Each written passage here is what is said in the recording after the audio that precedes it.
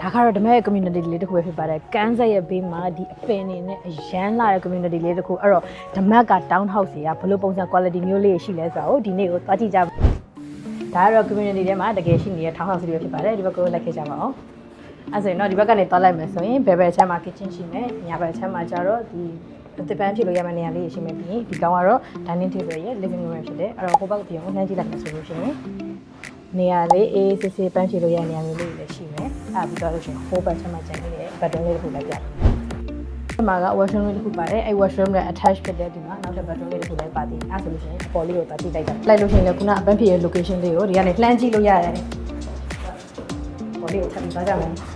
အဲ့ဒါဆိုလို့ရှိရင်ဘယ်ဘက်ချမ်းအောင်ရှင်သွားလိုက်မယ်ဒါကပြောမယ်ဆိုလို့ရှိရင်ကိုကလေးတွေကိုထားလို့ရရပေါ့ကွာဒီမှာ one bedroom ပါမယ်ပြီးရင်ဒီမှာနောက်ထပ် bedroom လေးတစ်ခုပါမယ်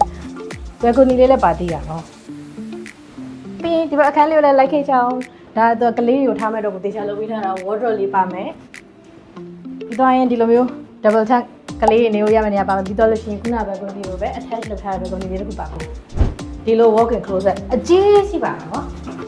Okay ဒီဘက်ချမ်းမှာလည်း closet ကရှိသေးရနော်ဝယ်ဆိုင်နဲ့ဖက်တွေနဲ့ခွဲထားလို့ရတယ် Okay အဲ့ဒါတော့လာလိုက်လို့ရှိရင်ဒီမှာ